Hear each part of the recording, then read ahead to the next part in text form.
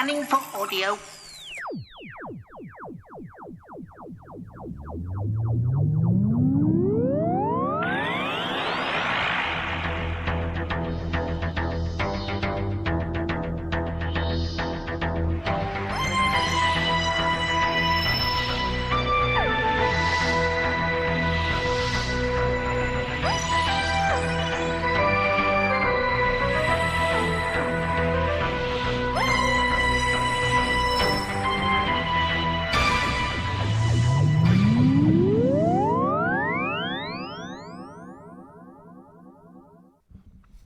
Welcome to a Tin Dog podcast. Now, for those of you who've been paying any attention to my life, you'll know that I don't get out much. Hell, I'm a Doctor Who fan.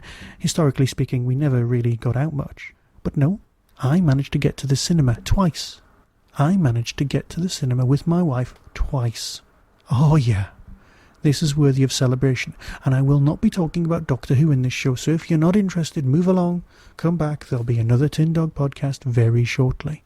In the space of 2 days, I managed to see both Batman, that's the newest one, and Spiderman. Now, I have seen all the other Batman films in the cinema, but it came as a bit of a surprise to be able to see it. Now, I saw them both in glorious, as God intended, 2D. I've never seen a 3D film, and I wasn't going to shell out the extra cash. Do you even get to keep the glasses? Okay, again, what use would they be? So if you'll indulge me for a moment, I'd like to talk about these films. First off, we went on Tuesday night to see Batman. Now, I am a fan of the Batman films. I'm a fan of the glorious design of the first ones by Burton. I can't stand the progressively campness of the other ones, but there's a soft spot in my heart for Adam West, the guy with the best voice in show business. Christian Bale, how can I describe it? Well, for those of you who have children, or more importantly, for those of you who know someone else with a child, you go round their house and the child's babbling away, and you can't quite understand what they're saying. And eventually, after a while, you get your ear in, you start to understand what they're saying, and that's Christian Bale's performance. So, in the first Batman film, you spent most of the time going, what's he saying? Can he not talk normally? Could they not have got an actor who, has an actual gruff voice? This is ridiculous. But eventually, you come round to the way of thinking, and you go, right, I get it. I understand what they're saying. I understand him. So what they do is the equivalent of introducing somebody else's at the same house as younger child in the form of Bane. Bane's ridiculous. Absolutely ridiculous as a villain. I know he's appeared in the comics, and he actually made his appearance in the comics considerably after I stopped buying them. I am a child of the 80s, but my funds were limited. I never really grasped Bane.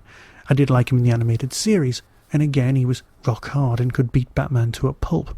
But why they decided to get, look, let's call a spade here, Ian McKellen in a gimp mask to do the voice, is beyond me. They could have got any pro wrestler, any rock hard cage fighter to be the body, because let's face it, the guy had a mask on. So when I was rather discovered, I kind of went home, looked it up and discovered it wasn't. It was Tom Hardy doing the voice. Why does he sound like Ian McKellen? The guy's meant to have been in a cage or underground or something for years. It just made no sense. I couldn't quite make it past. And as we left, me and my wife both looked at each other and had the same thought. During the scene in the enormous, stadium, that's the word I'm looking for, I just wanted someone in the audience to be all Python-esque and shout, "Speak up! What's he saying? I don't know." Lovely crowd scene, like the one from Life of Brian. Just made no sense. Blessed are the cheesemakers. It was just ridiculous. The guy's holding a whole city to ransom, and you can't work out what he's saying. What's his demands? I've no idea. Take the mask off, you idiot. As I said, Christian Bale, you kind of get used to. He's alright when he's playing Bruce Wayne, but when he's playing Batman, I don't know. Batman works best at night. At night, he's a strange, shadowy, dark, gothic figure. In the daytime, he's a bloke fighting for Fathers for Justice. The snow-covered Gotham kind of looked nice. But why didn't they just put their hands up finally and just go, look, I'm sorry, Gotham, it's New York. It's an island. I know Gotham is another name for New York. Don't email me and tell me this. I know. I understand all this. It's just very annoying. Someone said, what was Batman like? My review was, well, it was long. bits in the prison just made me go, he's going to climb. It's the rule of 3 in films. If anyone's going to achieve something, they have to fail twice, then he'll make it. Can we get the first 2 attempts over with quickly so we can get on with it? 4 months for a bomb to go off. Tick, tick, tick, bloody boom. You see, I sound very negative. It was good. Commissioner Gordon, again, as always, Gary Oldman is very good. There's a reason they hire him. Michael Caine might as well have just stood there in the cinema and go, I'm acting like I'm in a different film. No, what I am is the best actor in the entire building. And then Morgan Freeman comes on and goes, are you sure you're the best actor in the building? And Michael Caine goes, yes, I've just made several grown men cry. Have you today? No, all you did was stand there and worry about a flood. And the villain, well, let's leave it there, shall we? I'd rather not do any spoilers. So that was Batman. Spider-Man? Well, I must admit I enjoyed it more. The problem with this film is that it's a reboot of a film that was out not too long ago. I know 12 years ago that Tobey Maguire Spider-Man came out, and that was a world without the Avengers, without Iron Man, without the Hulk. Well, kind of without the Hulk as we know him, without Thor, without any of the characters in the new Avengers films. So if you're rebooting everyone else, you'll end up rebooting Spider-Man because he's kind of important for the Avengers universe. You'll be able to have the X-Men turn up in this. Probably not with Tobey Maguire. The guy was geeky, the guy was marvellous as an actor, and I'm so glad I saw it in 2D. You did kind of sit there going, these are the bits that are going to be in 3D. But that was fine. You could let that go. Well, I know I did. The main villain, Doc Croc, appeared in many of the cartoons from my youth. I'd been wondering why he hadn't appeared in the Tobey Maguire films, and I was kind of glad he hadn't. Reese has always been kind of an annoying actor, but he did a decent enough job in this, and it's nice to see that Mary Jane just was wonderful by her absence.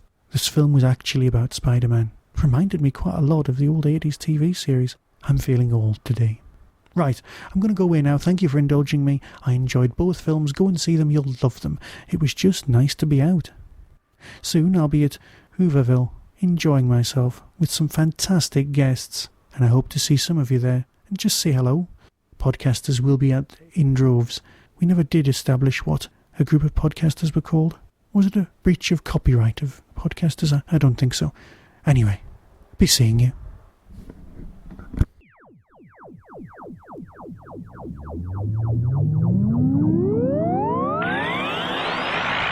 You have been listening to the Tin Dog Podcast. Doctor Who and its associated shows are copyright of the BBC. No infringement is intended. To contact the show, email tin-dog@hotmail.co.uk. To order, or simply find out more about the book Whostrology, the Time Traveller's Almanac, visit whostrology.com.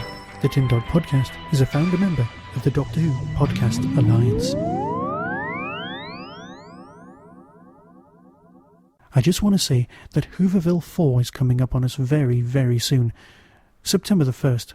There'll be a lot of podcasters there. Peter Purvis, Louise Jameson, and lots of people who've been in Doctor Who. The atmosphere is wonderful. It's small but perfectly formed as a convention. Type in Hooverville 4 into a search engine and see who's coming. And why don't you come too? And we'll see you there.